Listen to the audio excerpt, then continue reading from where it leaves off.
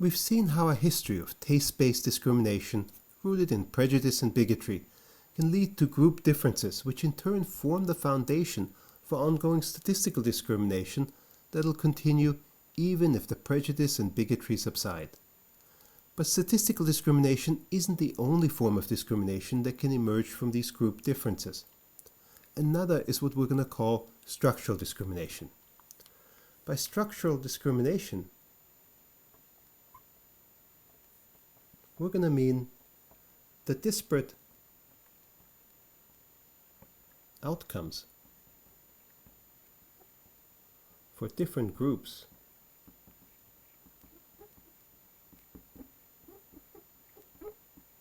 that emerge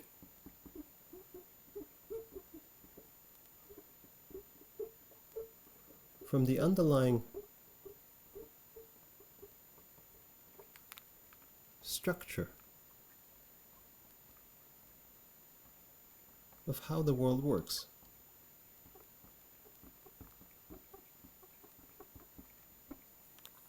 Now, a lot of people will include in the definition of structural discrimination the intentional imposition of structures motivated by prejudice and bigotry to achieve disparate outcomes for different groups.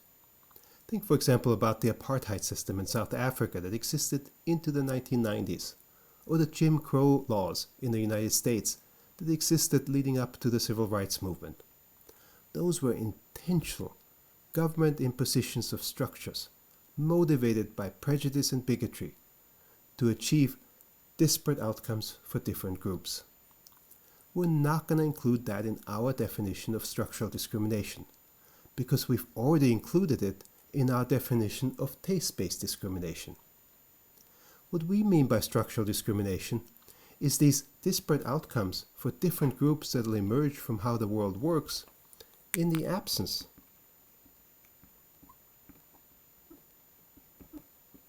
of statistical or taste-based discrimination. So how would that work? Well, let's illustrate this with an extended example.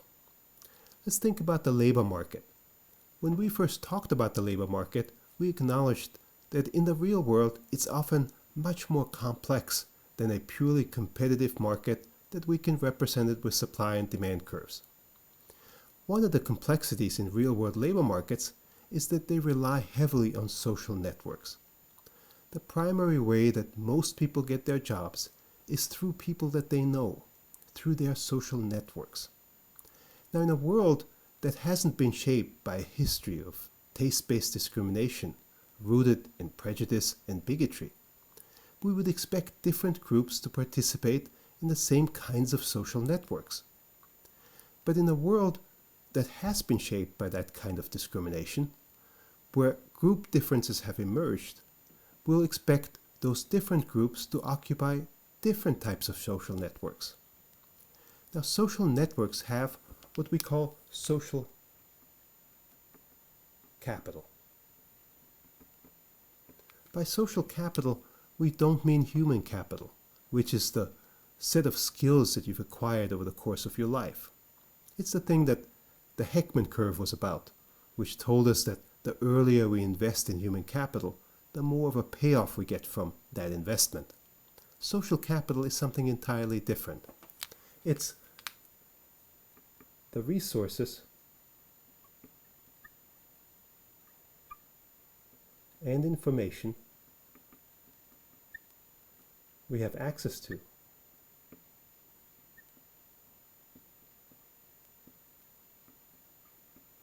because of the networks we belong to.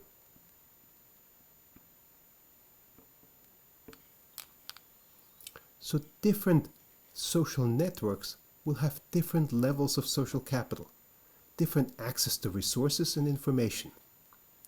And if these social networks are based on the kinds of group differences that have emerged from past taste-based discrimination, those different social networks will have radically different access to information and resources.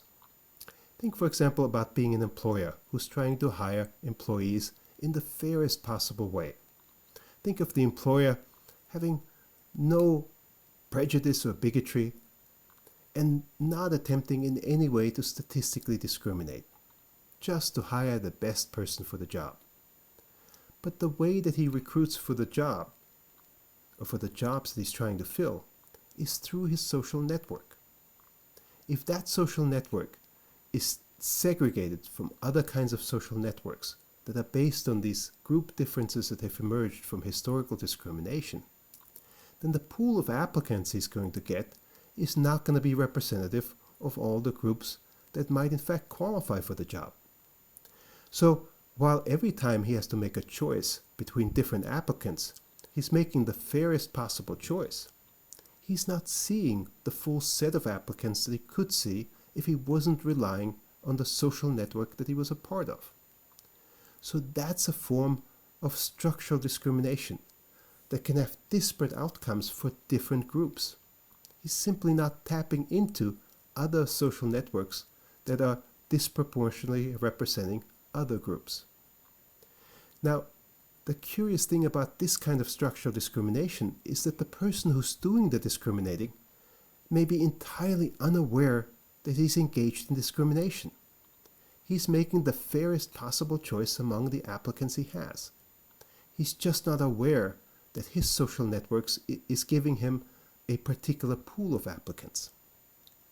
And so that kind of structural discrimination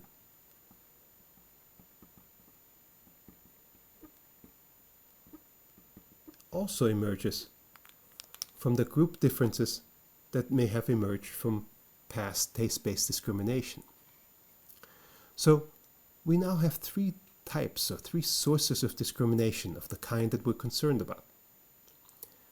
We'll talk a lot more about this in class, but before we get to class, I'd like you to think a little bit about the kinds of discrimination that you see in the world that you're concerned about. Are those forms of discrimination primarily rooted in taste-based discrimination? Can you find examples that are much more likely to be statistical discrimination?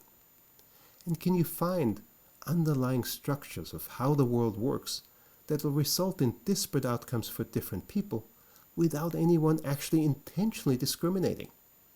The thing about structural discrimination, the way we've defined it, is that it doesn't require that the person who's discriminating is actually intending to discriminate, whereas those who engage in statistical discrimination or in taste-based discrimination are doing so intentionally.